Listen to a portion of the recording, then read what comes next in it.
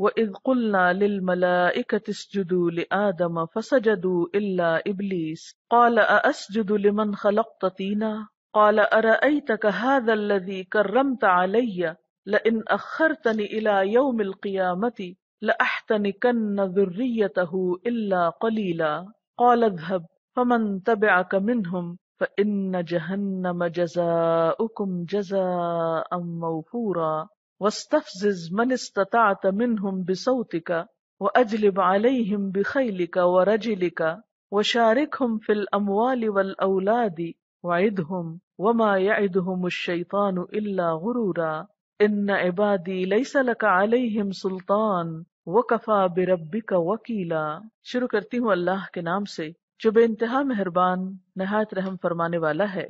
اور یاد کرو جب کہ ہم نے ملائکہ سے کہا کہ آدم کو سجدہ کرو تو سب نے سجدہ کیا مگر ابلیس نے نہ کیا۔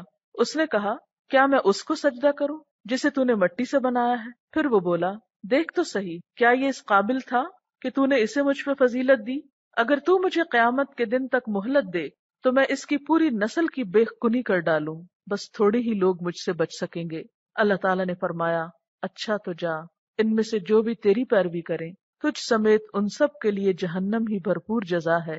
تو جس جس کو اپنی دعوت سے پھسلا سکتا ہے پھسلا لے، ان پر اپنے سوار اور پیادے چڑھا لا، مال اور اولاد میں ان کے ساتھ ساجھا لگا، اور ان کو وعدوں کے جال میں پھانس، اور شیطان کے وعدے ایک دھوکے کے سوا اور کچھ بھی نہیں۔ یقیناً میرے بندوں پر تیرا کوئی زور نہ چلے گا، اور توکل کے لیے تیرا رب ہی کافی ہے۔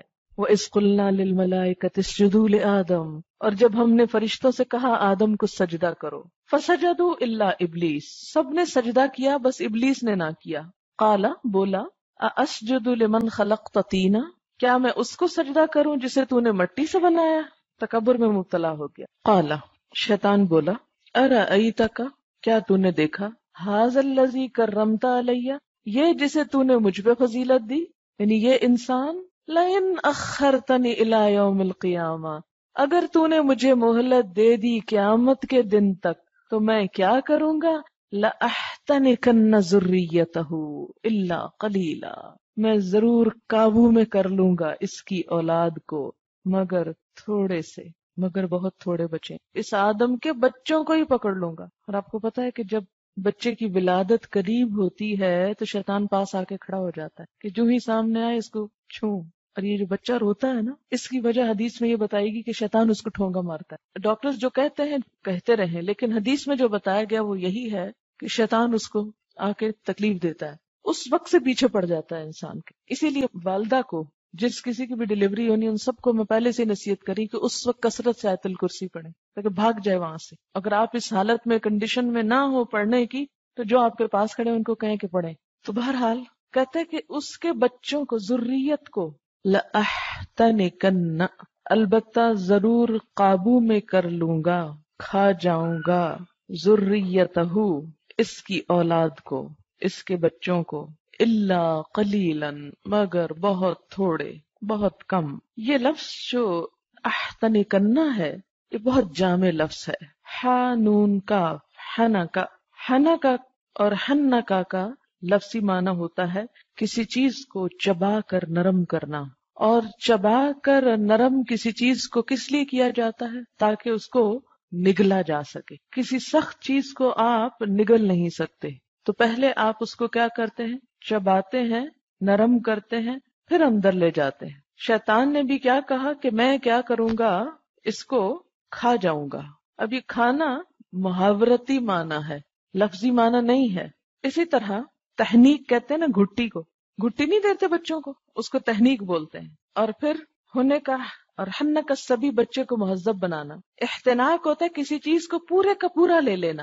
اچھا، آپ نے گھٹی کے بارے میں بھی سنا ہوگا، جب بچہ پیدا ہوتا ہے تو اس کو گھٹی دی جاتی ہے۔ نبی صلی اللہ علیہ وسلم کے پاس بچے لائے جاتے تھے، آپ کھجور کو چبا کر نرم کر کے تو ان کے تالو میں لگاتے تھے، چٹاتے تھے۔ اور اس کا بھی کہا جاتا ہے کہ جو شخص گھٹی دیتا ہے اس کے اثرات ہوتے ہیں بچے کے اوپر۔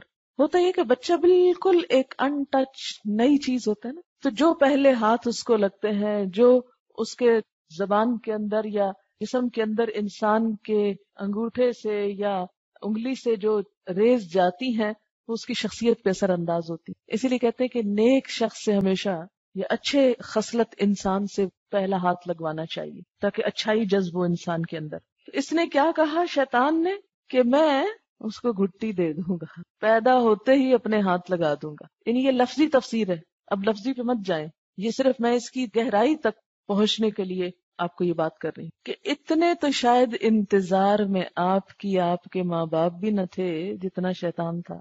آپ کے ماں باپ نے کوئی پلاننگ نہیں کی ہوگی کہ بچہ آئے گا پہلے اس کے ساتھ کیا کریں گے ہم، کوئی نہیں سوچ کے رکھتا. یہ کپڑے ان کے بنانے خریدنے وہ شوق ہوتے ہیں لوگوں کو، وہ ڈھیروں ڈھیر مال اکٹھا کر لیتے ہیں، لیکن کوئی ماں کم ہی پڑتی ہے کہ دینی اعتبار سے بچے کی پیدائش کے بعد مجھے اس کے ساتھ کیا کرنا ہے، اسلام کیا بتاتا ہے کہ پیدا ہونے کے فوراً بعد اس کے ساتھ کیا کیا معاملہ کیا جائے. ضرورت ہی نہیں، شیطان کے حوالے کیا ہوا ہے. اب آپ خود سوچیں کہ ہمارا دشمن اتنا ہوشیار ہے کہ وہ اپنے ساتھ ملانے کے لیے کھڑا ہے وہاں. پہلے اس کو میں لے لوں گا، میں اپنا بنا لوں گا. جاتا ہے کہاں؟ ہمیں ہے کسی کو اللہ کا بنانے یا اپنا اس لیے بنانے کی فکر کہ اس کو اللہ کی طرف لے چلنا ہے. ایک ایک پہ نظر رکھے ہوئے، اور میں اگر مجھے مہلت مل گئی نا تو میں اپنے قابو میں کر لوں گا، اپنا بنا لوں. اسی طرح احتنک الفرس، فرس کہتے ہیں گھوڑے کو، گھوڑے کے منہ میں رسی لگانے کے لیے استعمال ہوتا ہے. کبھی آپ ٹانگے پہ بیٹھے ہوں تو اس کی جو باگیں لگائی جاتی یعنی لگام جو لگائی جاتی، یعنی میں اس کو لگام دوں گا. اچھا، جب لگام کسی چیز کی ہاتھ میں آ جائے، گھوڑے کی لگام جب گھوڑا چلانے والے کے ہاتھ میں آ جائے تو پھر کیا ہوتا ہے؟ وہ اس کو پوری طرح اپنے قابو میں کر لیتا ہے، پوری طرح اپنے قبضے میں کر لیتا ہے. جدھر چاہتا ہے اس کو موڑتا ہے، جدھر چاہتا ہے اسے جانے سے روک لیتا ہے. تو کہتے ہیں کہ میں اس کی اولاد کو لگام لگا لوں گا. ایک معنی اس کا یہ ہو گیا. احتناکا کا ایک مطلب ہوتا ہے کھا کر صاف کر دینا، کھا کر صاف کر دینا. تو اسی لیے اس کا میں نے ترجمہ کیا تھا کہ میں اس کو کھا جاؤں گا. اب شیطان کا یہ کہنا کہ میں اس کو پورا قابو کر لوں گا، کھا جاؤں گا، لگام دے دوں گا، اور احتناک کسی چیز کو پورے کا پورا لے لینے کو بھی کہتے ہیں کہ میں اسے پورے کا پورا لے لوں گا، اپنے قبضے میں کر لوں گا. اور پھر ذریتہ کا لفظ آیا ہے. ذریت چھوٹے بچوں کو بھی کہتے ہیں کہ پیدائش کے وقت ہی شیطان پیدا ہوتے ہی بچے کو تکلیف دیتا ہے. اور یہ حدیث میں بھی آتا ہے، نبی صلی اللہ علیہ وسلم نے فرمایا ہر انسان کو جب اس کی ماں جنتی ہے شیطان تکلیف پہنچاتا ہے مگر مریم اور اس کا بیٹا اس سے محفوظ رہے. صحیح بخاری میں ہے جب کوئی انسان پیدا ہوتا ہے شیطان اس کے دونوں پہلوؤں میں انگلی چبوتا ہے. عیسیٰ ابن مریم اس سے محفوظ رہے. شیطان ان کو چبھونے گیا تو پردے میں چبھو دیا، یعنی اللہ تعالیٰ نے ایک پردہ حائل کر دیا شیطان اور ان کے درمیان. بخاری ہی میں ہے شیطان ہر بنی آدم کو اس کی پیدائش کے وقت تکلیف دیتا ہے جس سے بچہ چیخ اٹھتا ہے مگر مریم اور اس کا بیٹا اس سے محفوظ رہے. وہ کیوں محفوظ رہے؟ وہ اس لیے کہ سورۃ آل عمران میں آپ پڑھ چکے ہیں کہ مریم علیہ السلام کی والدہ نے مریم کی پیدائش کے وقت اللہ سے دعا کی تھی انی اعیذھا بک وذریتھا من الشیطان الرجیم، میں اسے اور اس کی آئندہ نسل کو شیطان مردود کے فتنے سے تیری پناہ میں دیتی ہوں. تو آپ کو معلوم ہے فتقبلھا ربھا بقبول حسن آتا ہے کہ اللہ نے اس عورت کی اس دعا کو عمدہ طریقے سے قبول کر لیا کہ وہ جو نظر ماننا چاہتی تھی اور دینا چاہتی تھی اللہ کی راہ میں ان کو اور شیطان سے بچانا چاہتی تھی تو اللہ نے بچا لیا اور اس وقت بھی اسے محفوظ رکھا. عمار بن یاسر بھی انہی لوگوں میں سے ہیں جنہیں اللہ نے محفوظ رکھا تھا. چنانچہ صحیح بخاری میں ہے کہ ابو درداء نے کہا کیا تم لوگوں میں کوئی ایسا شخص ہے جس کو اللہ نے اپنے نبی کی دعا سے شیطان سے محفوظ رکھا ہو؟ مغیرہ نے جواب دیا جس کو اللہ نے اپنے نبی کی دعا سے شیطان سے محفوظ رکھا وہ عمار ہے. اسی طرح آپ دیکھتے ہیں کہ آپ صلی اللہ علیہ وسلم اپنے نواسوں کو حضرت حسن اور حسین کو ایک دعا پڑھ کر دم کیا کرتے تھے اعیذک بکلمات اللہ التامۃ من کل شیطان وہامۃ ومن کل عین لامۃ. تو آپ صلی اللہ علیہ وسلم بچوں کے لیے بھی ایسی دعا پڑھتے تھے جب بچے خود نہ پڑھ سکتے ہوں، ایسا دم کرتے تھے ان پر کہ وہ شیطان کے شر سے محفوظ رہیں. تو اس میں بھی من شر کل شیطان، کیونکہ عموماً جب ہم دیکھتے ہیں کہ بچہ کوئی غلط کام کر رہا ہے تو ہم کہتے ہیں یہ تو بچہ ہے، معصوم ہے، لیکن بات یہ ہے کہ شیطان ان معصوموں کو بھی نہیں چھوڑتا۔ آپ خود تجربہ کریں گے کہ بچہ جب چھوٹا ہوتا ہے، آپ نماز شروع کریں اور بچہ رونا شروع کر دیتا ہے، خصوصاً مغرب کی نماز، وقت بہت کم ہوتا ہے۔ میں نے اس چیز کا ذاتی طور پر تجربہ کیا۔ ایک تو اس کی وجہ یہ بھی ہوتی ہے کہ اس وقت اندھیرا ہو رہا ہوتا ہے اور بچے کے لیے گھبراہٹ کا وقت ہوتا ہے، لیکن اس کے ساتھ ہی نبی صلی اللہ علیہ وسلم نے یہ بھی فرمایا کہ جب شام کا اندھیرا پھیلنے لگے تو اپنے بچوں کو گھروں میں سمیٹ کر دروازے وغیرہ بند رکھو، یعنی انہیں باہر نہ نکلنے دو، کیونکہ اس وقت زمین پر جنات پھیل جاتے ہیں اور بچے ڈرتے بھی ہیں، اور خصوصی طور پر آپ دیکھیں گے کہ اس وقت نماز میں بڑی رکاوٹ ڈالتے ہیں۔ اور پریشانی کا عالم یہ ہوتا ہے کہ مغرب کی نماز میں آپ 15 منٹ 20 منٹ آدھا گھنٹہ انتظار نہیں کر سکتے، اور نمازوں میں تو یہ ہوتا ہے کہ اگر کوئی بچہ رو رہا ہے تو آپ اسے بہلاتے بہلاتے وقت آگے کر سکتے ہیں۔ اسی لیے آپ دیکھیں کہ ماں کو یہ اجازت دی گئی کہ وہ نماز کی حالت میں بھی بچے کو اٹھا لے، اور اگرچہ نماز میں عمل کثیر جو ہے وہ منع ہے کہ ایسی حرکت نہ کی جائے کہ جو ہلنا جلنا اور کوئی کام، اس سے نماز فاسد ہوتی ہے، لیکن بچے کے لیے ماں کو اجازت دی گئی۔ اور شاید اس لیے کہ اگر وہ اکیلا پڑا ہوگا تو شیطان مستقل اس کو ستائے گا اور وہ روئے گا، اور اگر ماں اٹھا لے گی اور ساتھ نماز پڑھ رہی ہے تو شیطان جو ہے اللہ کے ذکر کی جگہ سے بھاگنے لگتا ہے، تو وہ اس سے محفوظ رہے گا۔ تو ایک تو یہ ہے کہ شیطان ایسا کھلا دشمن ہے کہ وہ پیدا ہوتے ہی پیچھے پڑ جاتا ہے۔ ہم تو آذان بعد میں دیتے ہیں نا اس کے کان میں، اس کا بھی حکمت اور فلسفہ کیا ہے آذان کا بچے کے کان میں؟ آپ کو معلوم ہوگا صحیح بخاری میں آتا ہے کہ جب آذان ہوتی ہے تو شیطان بھاگنا شروع کر دیتا، اور اتنی دور بھاگتا ہے کہ جہاں اس کے کان میں آواز نہ پڑے، یعنی جہاں اسے آواز نہیں آتی وہاں تک چلا جاتا ہے۔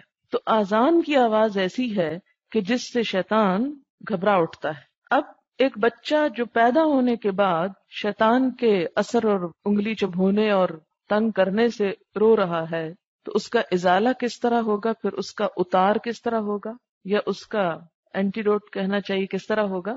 اس کے کان میں ایک میں آذان اور دوسرے میں اقامت، اور اس طرح شیطان سے بچے کو ایک طرح سے محفوظ رکھا جاتا ہے۔ اسی طرح پھر یہ جو مسنون دعائیں ہیں بچوں پہ پڑھنے کی، وہ پڑھتے رہنا چاہیے۔ اور بعض اوقات آپ نے دیکھا ہوگا کہ کچھ آوازیں سن کر میوزک وغیرہ کی بچے اچھلنے کودنے لگتے ہیں، تو لوگ کہتے ہیں کہ دیکھا یہ تو انسان کی فطرت میں ہے، اور ہر انسان کے اندر اللہ نے اسٹیٹک سینس رکھی ہے اور اس وجہ سے یہ سب کچھ ہو رہا ہے، لیکن اصل میں وہی شیطانی اثر ہوتا ہے۔ میں آگے چل کے وہ حدیث بھی کوٹ کروں گی، لیکن یہاں صرف اتنا بتانا مقصود ہے کہ اس نے پہلے دن یہ عہد کر لیا تھا کہ میں آدم اور اس کی اولاد کو نہیں چھوڑوں گا۔ اسی لیے آپ دیکھیں کہ کبھی بچوں کی تربیت میں غفلت نہ کریں کہ ابھی تو بہت چھوٹے ہیں، ابھی ان کو کیا سکھانا ہے، ابھی ان کے ذہن پہ بوجھ ڈالنا ہے۔ نہیں، جب شیطان اپنا کام کر رہا ہے تو آپ بھی اپنا کام کریں، اور شیطان کو بھگانے کا بہترین طریقہ کیا ہے؟ اللہ کا ذکر، کیونکہ جب اللہ کا ذکر ہوتا ہے تو وہ بھاگتا ہے، وہاں اس کا دل نہیں لگتا، وہ پریشان ہوتا ہے۔ پھر کہا کہ اللہ قلیلا، مگر بہت تھوڑے بچیں گے کہ جو اس کے اثر کے نیچے، یعنی شیطان کے اثر پہ نہ آئیں یا اس سے بچ جائیں۔ اور اسی لیے میں نے آپ کو بتایا تھا کہ ولادت کے وقت خاص طور پر آیت الکرسی اور کچھ آیات ہیں، آداب زندگی ایک کتاب ہے، اس میں بھی وہ آیات لکھی ہوئی ہیں جو اس موقع پہ پڑھی جا سکتی ہیں کہ جس سے بچہ جو ہے وہ شیطان کے اثرات اور شر سے محفوظ رہے۔ اور اسی طرح آپ نے دیکھا ہوگا کہ بسا اوقات بچے بلا وجہ رونا شروع کر دیتے اور روتے جاتے ہیں، آپ ان کو ہر طرح سے چپ کرانے کی کوشش کرتے ہیں، ان کو دودھ پلاتے ہیں، ان کو کھلاتے ہیں، لیکن اس کے باوجود وہ چپ نہیں کرتے۔ اور ایسے کبھی بھی بچے کا غیر معمولی طور پر رونا سامنے آئے تو ہمیشہ ذہن میں یہ رکھیے کہ اس کا علاج اب دعا ہے، دم ہے، کوئی دوا نہیں۔ عموماً مائیں اس وقت کوئی نیند آور دوا پلانے کی کوشش کرتی ہیں یا کسی اور طرح سے ٹریٹ کرتی ہیں، تو اس موقع پر فوراً آیت الکرسی، چاروں کل، اور یہی حضرت حسن حسین پہ پڑھی جانے والی دعا جو ہے، اسے یاد کیا جانا چاہیے، اور فوراً بچوں پہ پڑھ کے خود دم کر دیں، کیونکہ بہت سی مائیں اس بات کے انتظار میں رہتی ہیں کہ انہیں کسی سیانے کے پاس لے جائیں اور کسی مولانا کے پاس لے جائیں اور وہاں جا کے دم کرائیں، جب آپ نے کلمہ پڑھ لیا اور آپ کا بھی اللہ کی ذات پر اتنا ہی یقین ہے جتنا کسی اور کا، تو آپ بلا دم کیوں نہیں کر سکتے؟ اس کے انتظار میں رہتے ہو کہ فلاں سے کروائیں گے. ٹھیک ہے، بعض جب انسان خود بیمار ہوتا ہے تو بعض اوقات وہ اس قوت یا اس سارے طریقے سے نہیں پڑھ سکتا. مثلا جب میری اپنی طبیعت بہت خراب ہوتی ہے تو میں آیت الکرسی پڑھنا شروع پڑھتی ہوں، پھر بیچ میں بھول جاتی ہوں، بیچ میں رک جاتی ہوں، پھر بعض اوقات ایک چیز تین چار دفعہ پڑھنے پر بھی پوری نہیں کر پاتی، ایک دم غنودگی آ جاتی. ایسی جب کیفیات ہوں کہ جب انسان وہ پورا کر ہی نہ پائے تو پھر اس کو واقعی ضرورت ہوتی ہے کہ کوئی بھی اور جو اس کے آس پاس ہے وہ پڑھ کر اس کو دم کر دے. تو اسی طرح بچوں کے اوپر آپ خود کر لیں، کیونکہ بچہ رو رہا ہے نا، اور اس وقت آپ تو نہیں بیمار. اور ویسے بھی روٹین میں صبح شام جب آپ وہ دعائیں پڑھیں گے، مسنون اذکار کریں گے، تو پھر اللہ کی طرف سے آپ کو ایک حفاظت حاصل رہے گی. اور ایک اور چیز یاد رکھیے کہ جب آپ دین کا کام کرنے لگیں گے، جب آپ اللہ کے راستے میں نکلیں گے، تو اس وقت شیطان سب سے زیادہ آپ کے پیچھے پڑ جائے کہ اب یہ شخص میرے لیے خطرہ ہے، خطرہ عظیم ہے.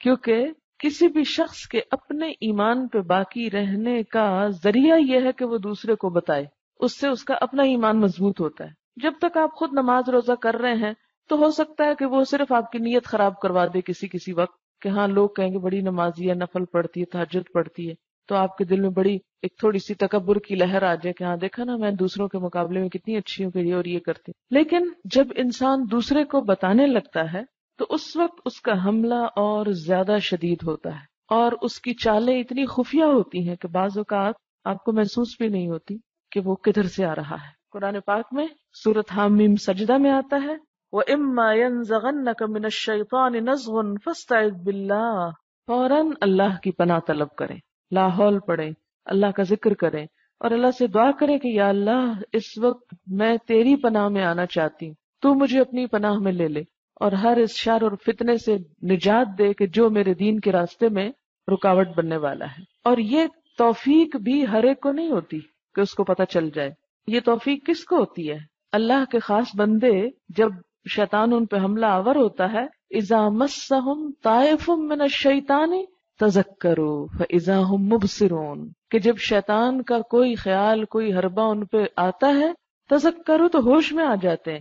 یہ شیطانی کام ہے، کیونکہ شیطان ہمیں یہ سوچنے بھی نہیں دینا چاہتا کہ ہم اس کو کسی وقت بلیم ہی کریں، نام بھی لیں. کیونکہ بہت سارے لوگوں نے اس طرح کی حجتیں نکالی ہوئی ہیں، کارے بد خود کرے اور لعنت پڑے شیطان کو.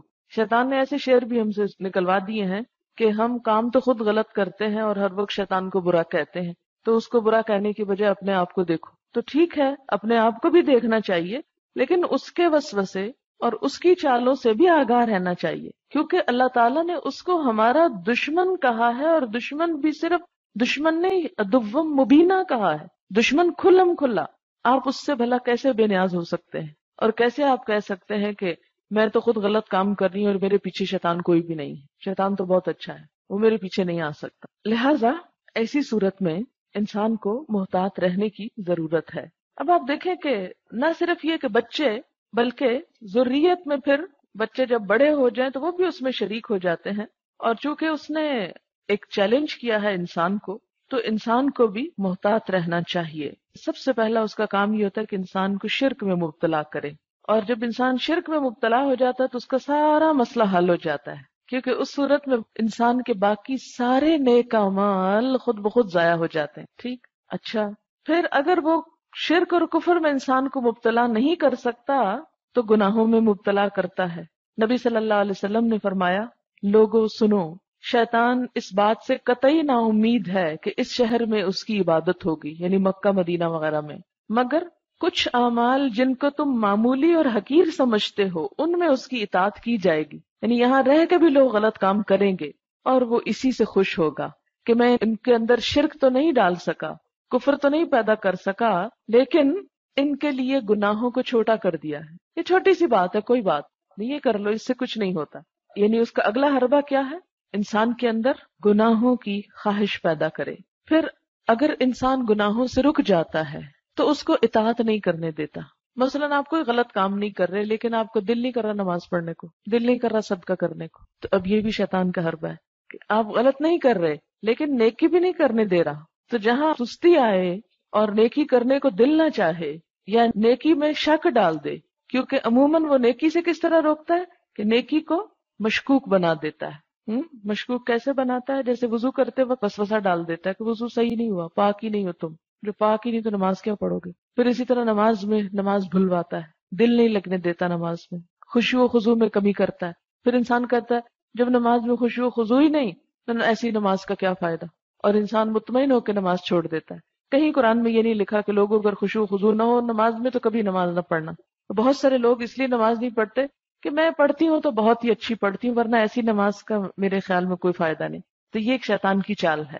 پھر اسی طرح اللہ تعالیٰ کے کسی بھی حکم کی مخالفت کرنا، اسے اپوز کرنا، آرگیو کرنا، یہ بھی شیطان کا ایک حربہ ہوتا ہے کہ انسان کہتا ہے اس حکم میں تو مجھے کوئی فائدہ نظر نہیں آتا، کوئی اس کی حکمت نہ سمجھ نہیں آتی، کوئی اس کا مقصد سمجھ نہیں آتا، تو پھر انسان اس چیز کو چھوڑ دیتا ہے۔ اچھا، اب آپ دیکھیں اس میں ایک اور چیز بھی ہوتی ہے کہ دین کی مخالفت نا، آپ دیکھیں کہ ہمارے ہاں اکثر مجلسوں میں لوگ بیٹھ کر دین والوں کی برائیاں کر رہے ہوتے ہیں۔ ہاں، فلاں شخص ویسے تو اسلامیات پڑھاتا ہے لیکن اس کا اخلاق ایسا اور ایسا ہے، فلاں شخص قرآن پڑھاتا ہے لیکن وہ یہ اور یہ غلط کام کرتا ہے۔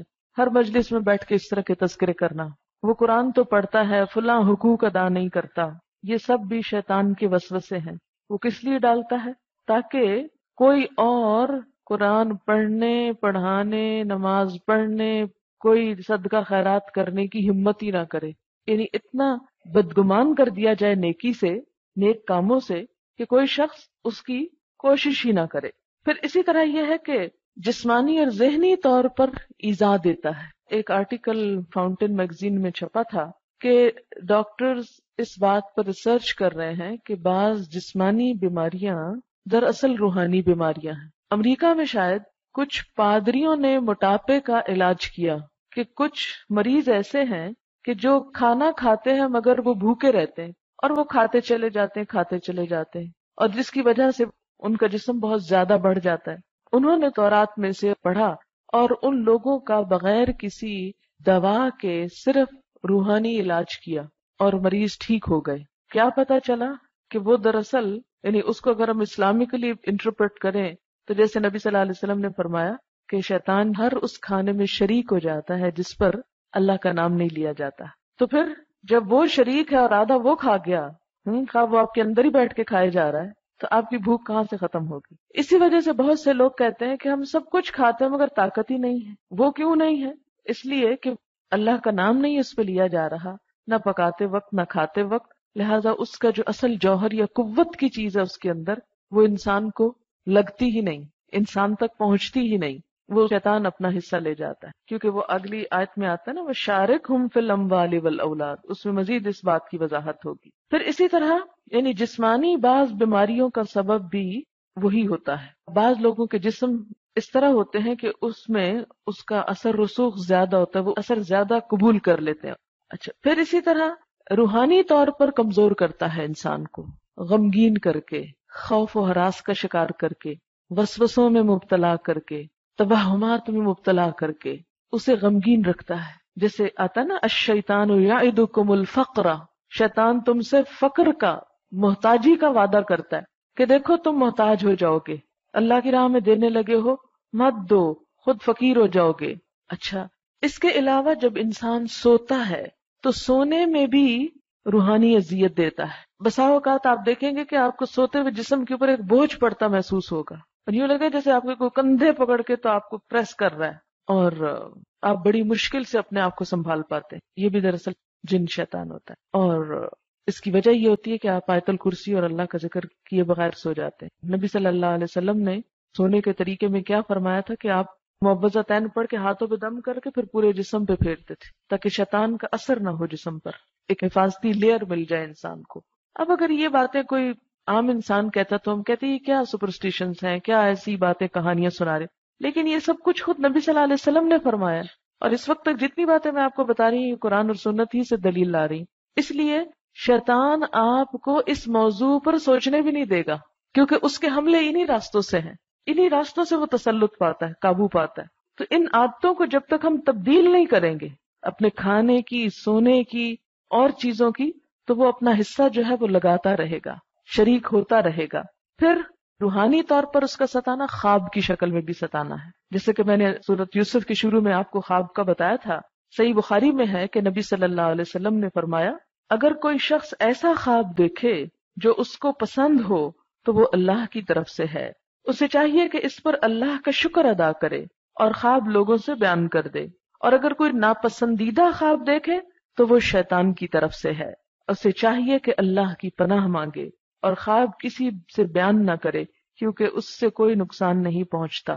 اسی لیے برا خواب دیکھنے پر جو دعا سکھائی گئی ہے تو وہ بھی کیا ہے، اس میں بھی شیطان ہی کا ذکر آتا ہے کہ اس کے شر سے اور اس کے فتنے سے اللہ میں تیری پناہ میں آتا ہوں۔ اسی طرح یہ ہے کہ گھروں میں آتش زدگی کا سبب بنتا ہے، اور یہ کام بعض حیوانات کے ذریعے بھی وہ کرواتا ہے۔ سنن ابو داؤد اور صحیح ابن حبان میں صحیح سند کے ساتھ مروی ہے کہ نبی صلی اللہ علیہ وسلم نے فرمایا، جب تم لوگ سونے لگو تو چراغ بجھا دو، کیونکہ شیطان اس طرح کے حیوانوں یعنی چوہوں وغیرہ کو ایسی چیزوں کی طرف لاتا ہے اور وہ تمہارے مکانوں میں آگ لگوا دیتا ہے۔ اسی طرح یہ ہے کہ شیطان انسان کو مرتے دم تک اس کا پیچھا نہیں چھوڑتا۔ یہ احسان کنہ کی تفسیر کر رہی ہوں میں ابھی تک، مرتے دم تک، موت کے وقت بھی انسان کو جھنجھوڑتا ہے۔ اس کے لیے صحیح حدیث ہے، نبی صلی اللہ علیہ وسلم نے موت کے وقت شیطان کے وسوسے سے پناہ مانگنے کا حکم دیا اور دعا سکھائی، اللہم انی اعوذ بک من التردی والہدم والغرق والحریق واعوذ بک ان یتخبطنی الشیطان عند الموت واعوذ بک ان اموت فی سبیلک مدبرا واعوذ بک ان اموت لدیغا، کہ اے اللہ میں تیری پناہ چاہتا ہوں گر کر ہلاک ہونے سے، عمارت میں دبنے سے، ڈوبنے اور جلنے سے تیری پناہ چاہتا ہوں، اور موت کے وقت شیطان کے جھنجھوڑنے سے، موت کے وقت شیطان کے جھنجھوڑنے۔ اس وقت وہ کیا چاہتا ہے؟ اگر اس وقت بھی ایک شرکیہ کلمہ زبان سے نکال دے، ساری زندگی کے عمل برباد ہو جائے اور یہ میرے ساتھ چلا جائے۔ تو ابھی جو مسنون دعائیں میں آپ کے لیے چھپا رہی ہوں اس میں یہ دعا موجود ہے، تو اسے بھی انسان پڑھتا رہے تو انشاءاللہ اس کے اس شر سے محفوظ رہے گا۔ پھر اسی طرح جیسے کہ سوتے میں اگر وحشت محسوس ہو یا سوتے میں خوف آنے لگے اور پھر آپ کی آنکھ کھل جائے تو یہ دعا پڑھ لیں، اعوذ بکلمات اللہ التامات من غضبہ وعقابہ وشر عبادہ ومن ہمزات الشیاطین وان یحضرون۔ میں اللہ تعالیٰ کے کلمات تامہ کے ساتھ اس کے غضب، عذاب اور بندوں کے شر سے پناہ چاہتا ہوں، اور شیطان کے وسوسوں سے، نیز اس بات سے کہ وہ شیطان میرے قریب بھی آئے۔ پھر اسی طرح دوسری دعا، اعوذ بکلمات اللہ التامات التی لا یجاوزہن بر ولا فاجر من شر ما ينزل من السماء وما يعرج فيها ومن شر ما ذرأ في الأرض وما يخرج منها ومن شر فتن الليل والنهار ومن شر طوارق الليل والنهار الا طارقا يطرق بخير یا رحمان۔ میں اللہ کے کلمات تامہ کے ساتھ پناہ چاہتا ہوں جن سے نہ تو کوئی نیک بڑھ سکتا ہے اور نہ کوئی برا شخص تجاوز کر سکتا ہے، ہر اس چیز کے شر سے جو آسمان سے اترتی ہے اور جو آسمان کی طرف چڑھتی ہے، اور اس چیز کے شر سے جو زمین میں پیدا ہوتی ہے اور اس سے باہر نکلتی ہے، نیز رات اور دن کے فتنوں اور حادثات سے پناہ چاہتا ہوں، البتہ جو حادثہ بہتری کا سبب ہو، اے رحم فرمانے والے۔ تو یہ دو دعائیں جو ہیں یہ منقول ہوئی ہیں، اور سونے میں وحشت جو ہے وہ کوئی فرشتے کی طرف سے نہیں ہوتی، اور بعض اوقات بلا وجہ ہوتی، بغیر کسی ریزن کے۔ کبھی آپ نے یہ محسوس کیا ہوگا کہ بیٹھے بیٹھے آپ کا دل گھبرانے لگ جاتا ہے اور آپ کو لگتا ہے جیسے کہیں کچھ ہو گیا، اور آپ ایسے شدید پریشان ہوتے ہیں کہ جو کام کر رہے ہیں اس میں دل ہی نہیں لگتا آپ کا اور کر ہی نہیں پاتے، اور ایسے وسوسے اور گمان، فلاں مر نہ گیا ہو، فلاں کو ایسا نہ ہو گیا ہو سکتا ہے آپ کو کبھی ایسا ایکسپیرینس ہوا۔ ایک دفعہ میں پنجاب یونیورسٹی میں تھی تو ہمارا یہاں کا ایک ٹرپ تھا پنڈی وغیرہ کا، ہم لوگ یہاں آئے اور یہاں آ کر معلوم نہیں مجھے کیا ہوا، مجھے اتنا شدید وحشت شروع ہو گئی کہ میرے گھر میں کچھ ہو گیا، اور جب تک میں نے فون نہ کر لیا تو مجھے چین نہیں اور کچھ بھی نہیں ہوا۔ تو یہ اس قسم کی کیفیات جو ہوتی ہیں بغیر کسی وجہ کے، اور انسان اس کے اتنا مغلوب ہو جاتا ہے بعض اوقات کہ کوئی اور کام کر ہی نہیں پاتا، تو فوراً یاد رکھیں کہ یہ بھی دراصل شیطان ہی کا ایک فتنہ ہوتا ہے جو انسان کو اصل ٹارگٹ سے ہٹانا چاہتا ہے۔ اسی طرح جیسے آپ دین کا کام کر رہے ہیں تو اس میں تو بہت ہی ہوشیار رہنے کی ضرورت ہے کہ ایسی ایسی چالیں چلے گا، جو لوگ آپ کی مدد کریں گے ان کو آپ سے بدگمان کرائے گا، ان کو آپ سے کاٹ دے گا، ان کو کاٹنے کی فکر کرے گا، کیونکہ جب مسلمان اکٹھے ہوتے ہیں تو ہی شیطان کے شر سے بچ سکتے ہیں۔ جو ہی وہ دیکھتا ہے کہ مسلمان آپس میں محبت کرنے لگے ہیں، اکٹھے ہونے لگے ہیں اور مل کر کوئی کام کرنے لگے، تو وہ ایسی چیزوں کو، ایسے فتنوں کو ینزغ بینہم، ایسے فتنے لائے گا کہ جس سے آپ ٹوٹ پھوٹ جائیں. ایسے موقعوں پر انتہائی صبر کی ضرورت ہے. اما ینزغنک من الشیطان نزغ فاستعذ باللہ. اور آپ کو معلوم ہے یہ آیت کہاں آئی ہے؟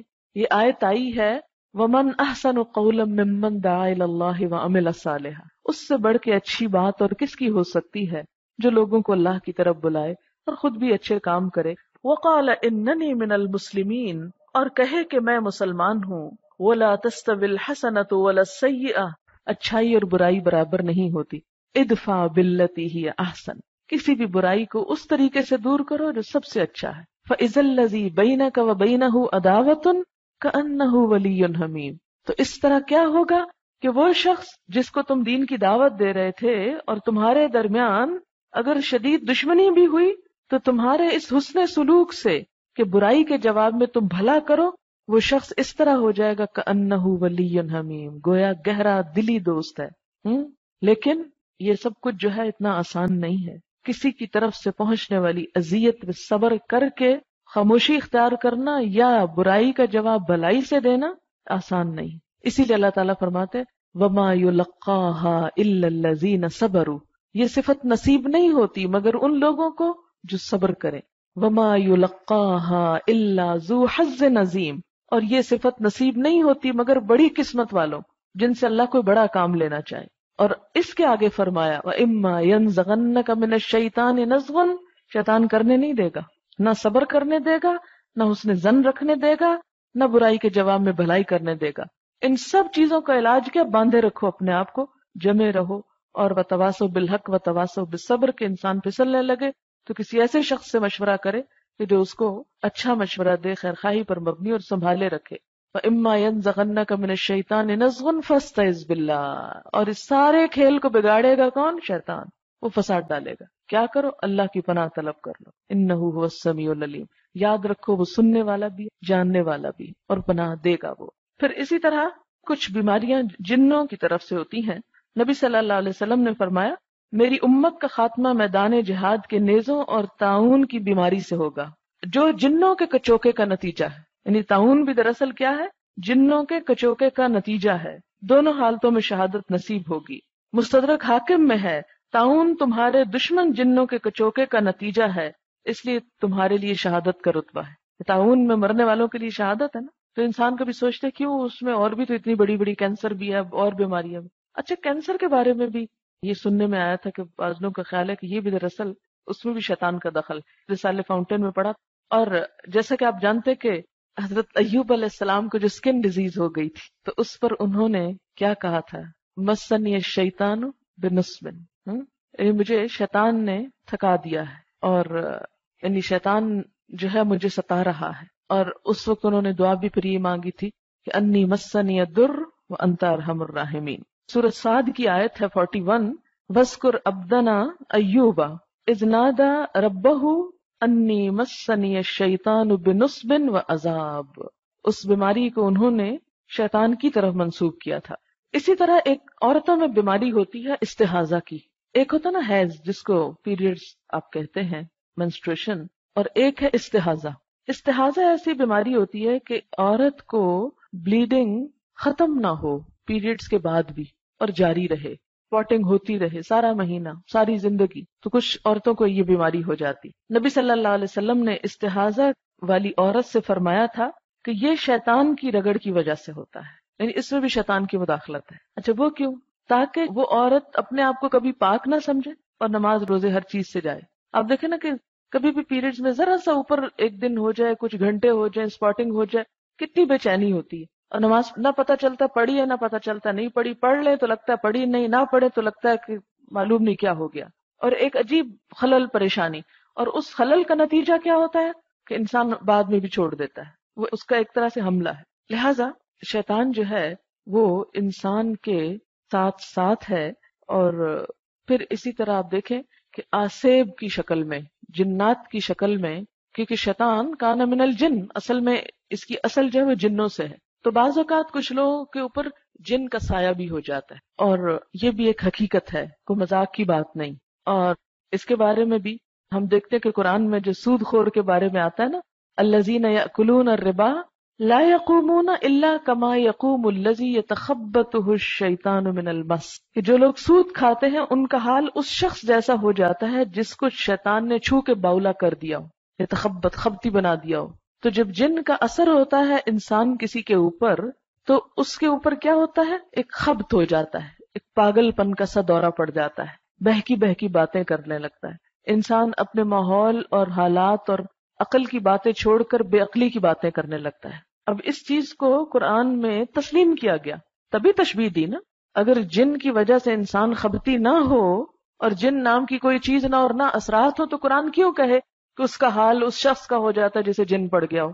تو اس سے پتہ چلتا ہے کہ بعض اوقات جنات انسانوں کے اوپر کنٹرول کرنا چاہتے ہیں، ان کے اوپر حاوی ہو جاتے ہیں، حائل ہو جاتے ہیں۔ اور ویسے بھی نبی صلی اللہ علیہ وسلم نے فرمایا ہے کہ شیطان انسان کے جسم میں خون کی طرح دوڑ رہا ہے، آتا ہے جاتا ہے، گھومتا ہے پھرتا ہے، اور دل تک پہنچتا ہے، وسوسے ڈالتا ہے، پھر بھاگ نکلتا ہے۔ امام احمد بن حنبل کے صاحبزادے عبداللہ کہتے ہیں، میں نے اپنے والد سے کہا، کچھ لوگ کہتے ہیں کہ جن آسیب زدہ کے جسم میں داخل نہیں ہوتا۔ والد نے جواب دیا، بیٹا یہ لوگ جھوٹ کہتے ہیں، سچ یہ ہے کہ جن ہی انسان کی زبان سے بات کرتا ہے۔ بعض اوقات جب کسی کو جن پڑ جاتا ہے تو وہ انسان بولنے لگتا ہے، اور دراصل وہ انسان خود نہیں بول رہا ہوتا، اور جن بول رہا ہوتا ہے اس کے اندر۔ آواز انسانوں جیسی ہوتی ہے، لیکن جو باتیں اس کی بہکی بہکی اوٹ پٹانگ آگے پیچھے کی ہو رہی ہوتی ہیں، وہ سینسیبل آدمی نہیں کر رہا ہوتا۔ اور اس چیز سے ڈرنا نہیں چاہیے، نہ گھبرانا چاہیے۔ یہ میں اس لیے کہہ رہی ہوں کہ عموماً اگر کسی شخص کو ہم دیکھیں کہ اس کا یہ حال ہوگا تو ہم ہاں ہاں کر کے پیچھے بھاگ جاتے ہیں کہ کہیں ہم کو بھی نہ پڑ جائے، یا ہم خوف زدہ ہو جاتے ہیں، یا پریشان ہو جاتے ہیں، ہاتھ پاؤں پھولنے لگتے ہیں، جسم سے جان نکلنے لگتی ہے، تو پتہ نہیں کیا چیز ہو گئی ہے یہ۔ اس سے کیوں پریشان ہو رہے ہیں؟ وہ تو آپ کے اپنے جسم میں بھی دوڑ رہا ہے۔ اب بتائیں، جسٹ لائک نارمل، اسے نارملی ٹریٹ کریں۔ اور اگر آپ ڈر کے بیٹھ گئے تو جن کو پتا چل جائے گا آپ ڈر رہے ہیں، اس کو چھوڑ کے ہو سکتا ہے آپ کے پیچھے آ جائے۔ اس لیے جن سے نبٹنے کا سب سے آسان طریقہ یہ ہے کہ وہ آپ سے کمتر مخلوق ہے، کمتر۔ یہی تو بیچارہ کہہ رہا ہے، ہاذ الذی کرمت علیہ، یہ جسے تو نے مجھ پہ عزت دی ہے، مجھ پہ فضیلت دی ہے۔ یہی تو جھگڑا تھا، یہی تو جھگڑے کی بات ہوئی، اور آپ نے اس کی برتری تسلیم کر لی، تو پھر آپ پہ کیوں نہ حملہ آور ہو؟ اس لیے ہمیشہ یاد رکھیے، کبھی اندھیرے میں جاتے ہوئے مت ڈریں۔ اگر خیال آئے ڈرنے کا تو آپ کہیں کہ جس سے میں ڈر رہی ہوں میں اس سے زیادہ طاقتور ہوں، اور اس سے زیادہ اللہ نے مجھے فضیلت دی ہے، اس لیے میں کسی چیز سے نہیں ڈر۔ اور جب آپ یہ کہیں گے تو آپ دیکھیں گے آپ کے اندر ایک ایسی قوت آئے گی جو واقعی آپ کا ڈر نکال دے گی۔ میرے والد اپنا ایک قصہ سناتے ہیں کہ وہ جب پڑھنے جایا کرتے تھے بچپن میں، تو ان کو صبح کے وقت بہت ارلی دور جانا ہوتا تھا، تو بہت ارلی اٹھتے تھے، یعنی اذانوں سے پہلے انہیں اپنا سفر شروع کرنا پڑتا۔ یہ انہوں نے خود مجھے اپنا واقعہ سنایا۔ جب ہم بچپن میں ڈرتے تھے نا کہ ہائی جن آ گیا اور جن نے یہ کر دیا، کرتے تھے ڈرنے کی ضرورت نہیں۔ دیکھو میں جب چھوٹا تھا نا تو جن سے اس طرح نبٹتا تھا، بعض اوقات میں جا رہا ہوتا تھا تو پیچھے نا مجھے اپنے کسی کے چلنے کی آواز آ رہی ہوتی تھی، اور وہاں کوئی نہیں ہوتا تھا، اور پھر بعض اوقات آوازیں آنے لگتی تھی، ہم نے بھی ساتھ لے چلو، ہم نے جانا ہے، کبھی عورت کی آواز کبھی مرد کی آواز، تو میں نیچے سے ایک پتھر اٹھا کے اور پیچھے پلٹ کے کہتا تھا چلے جاؤ یہاں سے، اور پھر ختم ہو جاتا، تو کچھ بھی نہیں ہوتا تھا۔ اگر انسان اگلے دن آنا چھوڑ دے، یا ڈر کے بیٹھ جائے، یا ادھر ہی بے ہوش ہو کے گر جائے، تو ظاہر ان کی تو موج ہو گئی، جو وہ کرنا چاہتے تھے آپ نے کروا دیا ان سے۔ جو پچھلے الہدا میں ہم رہتے تھے تو وہاں کچھ لڑکیوں کو اسی طرح کی کچھ اثرات نظر آئے کہ جیسے بہکی بہکی باتیں کرتی۔ میں ان دنوں عمرے پہ گئی ہوئی تھی 15 دن، پیچھے انہوں نے وہ شوشے لگائے، اور جس دن میں آئی اس دن کے بعد کوئی چیز ہی وہاں محسوس نہ ہوئی۔ اچھا پھر ایک دفعہ ایسے ہی ہوا کہ تھوڑا سا اس قسم کی بات مجھے سننے میں آئی، مجھے آ کے بتاتے فلاں لڑکی یوں بات کر رہی ہے، تو میں کہتی کہ اس کو سمجھاؤ یا کرو، کیونکہ میں خود براہ راست سامنے نہیں آنا چاہتی تھی کہ اس کو سمجھاؤ، اس کے ساتھ یہ کرو، اس کے ساتھ وہ کرو۔ اچھا وہ ہوا یہ، وہ ایک دن بولنے لگ گئی کچھ، اور بولتے بولتے وہ جن اپنا نام بولنے لگ گیا، اور پھر ایک نیا افسانہ شروع ہو گیا، اور لڑکیاں اس سے بات پوچھنے لگ گئیں۔ اچھا جب جن نے یہ کہا کہ میں تو کلاس میں بھی جاتا ہوں اور سب سبق سنتا ہوں اور اس قسم کی باتیں، اور وہ لڑکی جو بول رہی تھی جن کی آواز میں، وہ اچھی بلی سمجھدار لڑکی تھی، ایسا نہیں کہ، لیکن اس وقت مجھے محسوس ہوا۔ اچھا 2-3 دن تو میں نے انتظار کیا، اس کے بعد میں نے سب کو اکٹھا کیا، وہ ڈانٹ پہ لائی کہ ہوش آ جائے، اور میں نے کہا کہ خبردار آج کے بعد کسی نے یہ شوشہ چھوڑا اور یہ کہا اور اس قسم کی حرکتیں، اور اس کے بعد بالکل ٹھیک ہو گیا، کچھ بھی باقی نہ رہا۔ تو یہ ہم اس طرح کے ہچ ہچ کر کے ان کو دعوت دیتے ہیں کہ ہم انتظار میں آؤ ہمیں کچھ کرو، ایک شغل کے طور پر۔ ابن تیمیہ کہتے ہیں احمد بن حنبل نے جو بات کہی وہ مشہور و معروف ہے، جن انسان پر سوار ہوتا ہے اور انسان ایسی زبان میں بات کرنے لگتا ہے جو سمجھ میں نہیں آتی، اس کے جسم پر اتنی مار پڑتی ہے کہ اگر کسی اونٹ کو مارا جائے تو اس کے بدن پر نشان پڑ جائیں، اس کے باوجود اس شخص کو پٹائی کا احساس نہیں ہوتا۔ یہ میرے خود چشم دید واقعہ ہے کہ ایک شخص کو میرے والد نے مارا تھا ہمارے سامنے ہی، اور اتنا مارا تھا کہ انسان وہ مار برداشت نہیں کر سکتا، لیکن جب وہ جن چلا گیا اور اس کے بعد جس کو مارا تھا تو مجھے تو پتہ ہی نہیں، کچھ بھی نہیں اسے ہوا۔ بہرحال پھر یہ کہ نہ اس گفتگو کا جو اس نے اپنی زبان سے کی، وہ کہتے میں نے تو یہ بات نہیں کی، آپ مجھے کیوں یہ بات کہہ رہے ہیں۔ آصیب زدہ شخص کبھی تو دوسرے انسانوں کو گھسیٹتا ہے، کبھی جس چیز پر وہ بیٹھا ہوتا ہے اس کو کھینچنے پھاڑنے لگتا ہے، کبھی دیو ہیکل مشینوں کو ایک جگہ سے دوسری جگہ منتقل کر دیتا ہے، اس کے علاوہ اور بھی بہت سی حرکتیں کرتا ہے۔ جو شخص اس کا بچشم خود مشاہدہ کرے گا اس سے معلوم ہو جائے گا کہ جو چیز انسان کی زبان سے بات کر رہی ہے اور ان چیزوں کو الٹ پلٹ کر کے رکھ دیتی ہے وہ انسان کے علاوہ کوئی اور مخلوق ہے، وہ انسان نہیں۔ ابن تیمیہ رحمہ اللہ مزید کہتے ہیں کہ ائمہ مسلمین میں کوئی بھی اس بات کا منکر نہیں تھا کہ جن آصیب زدہ شخص کے جسم میں داخل ہوتا ہے، یہ سب یہ مانتے ہیں ائمہ علماء کرام۔ جو اس کا انکار کرے اور یہ دعویٰ کرے کہ شریعت اس کو نہیں مانتی وہ شریعت پہ تہمت لگاتا ہے۔ شرعی دلائل میں کوئی ایسی بات نہیں ملتی جس سے اس کی تردید ہوتی ہو۔ علامہ نے مزید کہا کہ جن لوگوں نے آصیب زدہ کے جسم میں جن کے داخل ہونے کا انکار کیا ہے، یعنی جو یہ کہتا ہے کہ جن انسان کے اوپر نہیں آتا یا نہیں آ سکتا، وہ معتزلہ ہیں۔ یعنی اس دور میں کچھ ایسے لوگ تھے کہ جو دین کی باتوں کا انکار کرتے تھے، تو انہوں نے کہا کہ یہ وہ لوگ ہیں۔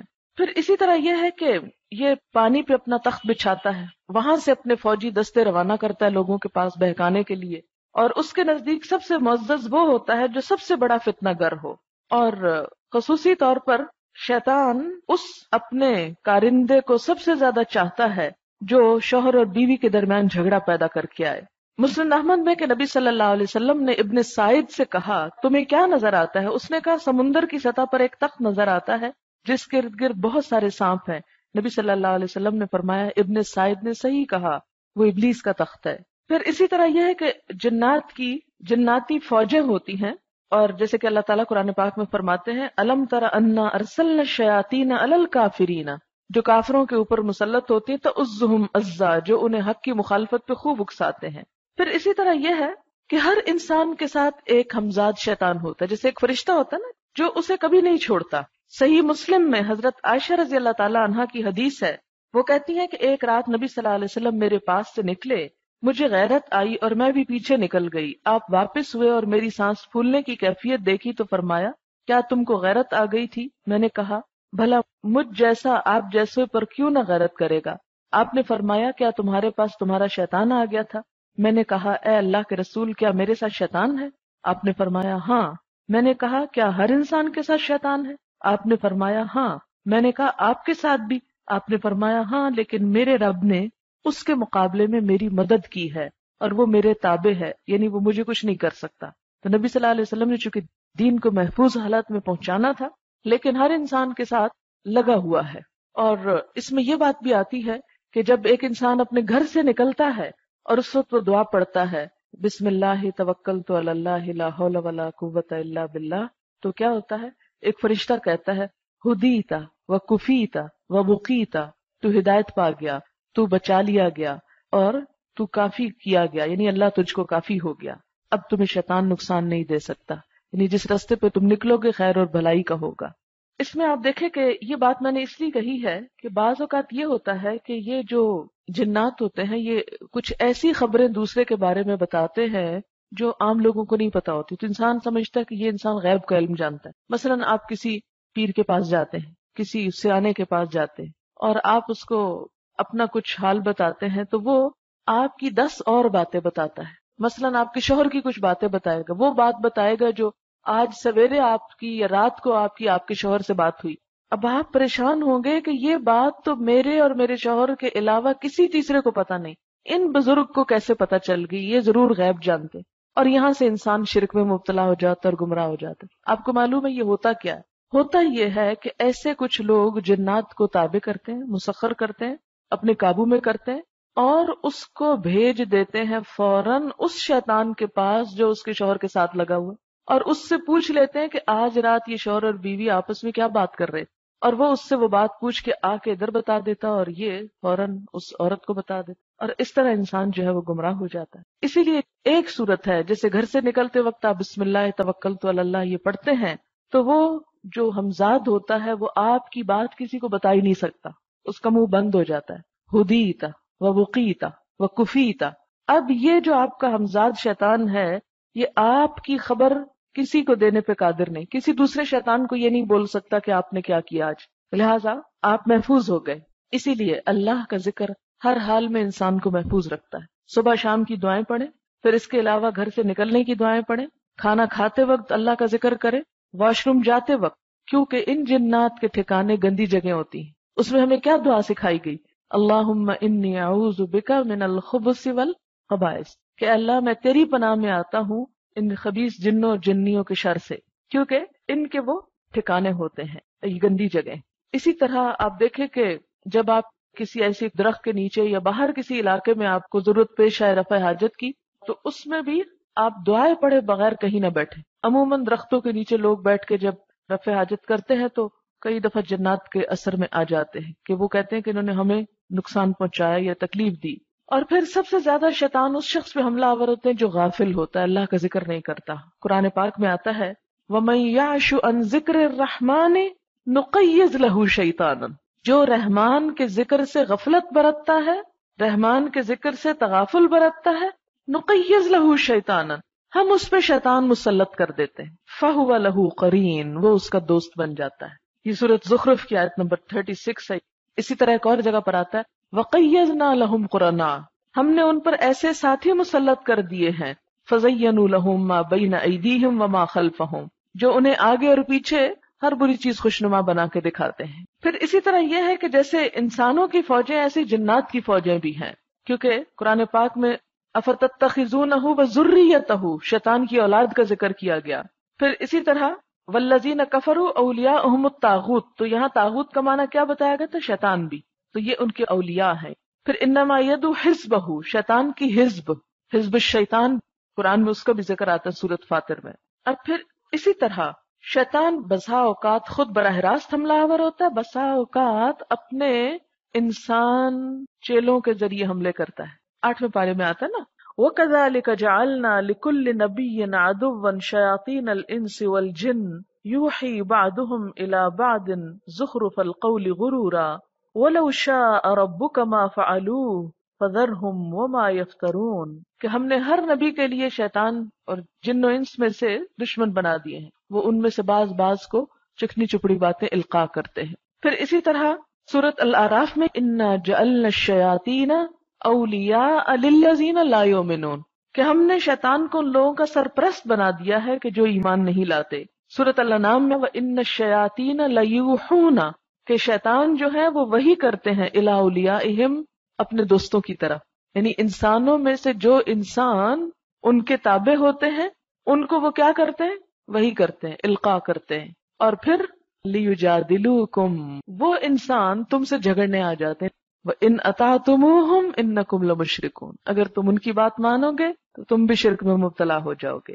پھر اسی طرح کسی کے خلاف سرگوشیاں کرنا، کسر پسر کرنا، چھپ چھپ کے باتیں کرنا، یہ بھی ایک شیطانی عمل ہے۔ اللہ تعالیٰ فرماتے انما النجوى من الشیطان، یہ جو نجوہ ہوتا ہے نا، چپ کے دوسرے کے خلاف پیچھے باتیں کرنا، یہ شیطان کی طرف سے ہوتا ہے۔ یہ کس لیے؟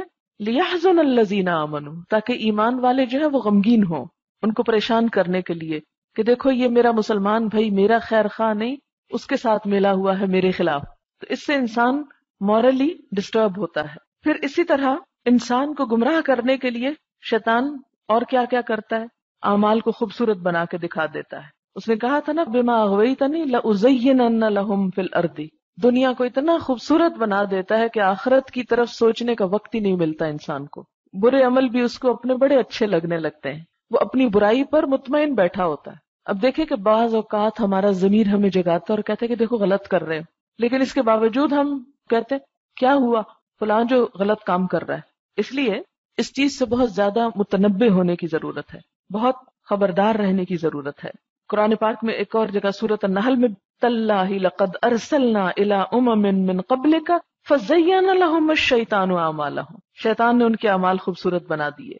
پھر اسی طرح وَقَيَّدْنَا لَهُمْ قُرَنَاءَ فَزَيَّنُوا لَهُم مَّا بَيْنَ أَيْدِيهِمْ وَمَا خَلْفَهُمْ وَحَقَّ عَلَيْهِمُ الْقَوْلُ فِي أُمَمٍ قَدْ خَلَتْ مِن قَبْلِهِم مِّنَ الْجِنِّ وَالْإِنسِ إِنَّهُمْ كَانُوا خَاسِرِينَ. پھر اسی طرح بعض اوقات غلط کام کو ایک خوبصورت نام دیتا ہے کہ ہم اس کی غلطی کو محسوس ہی نہیں کرتے. مثلا سود یا ربا کا نام انٹرسٹ رکھ دیا.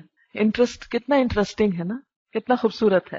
پھر اسی طرح رقص و سرود اور فحاشی کا نام آرٹ رکھ دیا. پھر اسی طرح ظالمانہ ٹیکس کو کیا کہا، یعنی شاہی حق کہہ دیا اس کو. پھر اسی طرح شراب کے خوبصورت نام رکھ دیے. تو یہ شیطان کا حربہ ہے. آپ نے دیکھا حضرت آدم علیہ السلام کو سب سے پہلے اس نے کیا کیا تھا، هل ادلک علی شجرۃ الخلد وملک لا یبلی، بتاؤں تمہیں ایک ایسا درخت کھا کے کبھی انسان بوڑھا ہی نہیں ہوتا اس کو، اور ایسی بادشاہت ملتی ہے جو کبھی پرانی نہیں ہوتی. اور یہ کہہ کے انسان کو آج بھی اگر یقین کریں کہ کوئی اعلان کر دینا کہ فلاں دوا کھائیں اور آپ بوڑھے نہیں ہوگے، تو ساری دنیا دوڑ پڑے گی اس کو. وہ اینٹی ایجنگ کریم جو ہے کتنی مہنگی ہوتی ہیں اور لوگ دھڑا دھڑ ان کو ہزاروں روپے خرچ کر کے خرید رہے ہوتے ہیں. تو شیطان نے یہی وار کیا تھا اور کہا تھا شجرۃ الخلد، ایسا پھل کھا کے مرو گے نہیں کبھی، ہمیشہ زندہ رہو گے، ہمیشہ جوان رہو گے، ہمیشہ یہیں رہو گے، کبھی یہاں سے نکالے نہیں جاؤ. کیا خوبصورت نعرے، خوبصورت اشتہار دیا. یہ جو اشتہار بازی ہے نا آج کی، یہ بھی اسی کا ایک ہتھ کنڈا ہے. خراب سے خراب پروڈکٹ کو، ایک ردی سے ردی چیز کو اتنا خوبصورت بنا کے پیش کرتا ہے، انہی لوگ پیش کرتے ہیں اس کے چیلے، کہ انسان ٹریپ ہو جاتا ہے اور ہر صورت میں اسے ایک دفعہ تو ضرور آزمانا چاہتا ہے. کتنے لوگ ہیں جو اشتہار سے متاثر ہو کر کوئی چیز کم از کم ایک دفعہ نہ خریدیں، ایک دفعہ ضرور دھوکہ کھائیں گے، پھر اس کے بعد ہوش آئے یا نہ آئے. پھر اسی طرح افراط اور تفریط. افراط کیا ہوتا ہے؟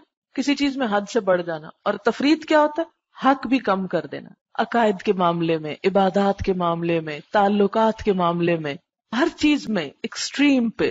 تو یہ ایکسٹریمزم جو ہے یہ شیطان کی طرف سے ہے.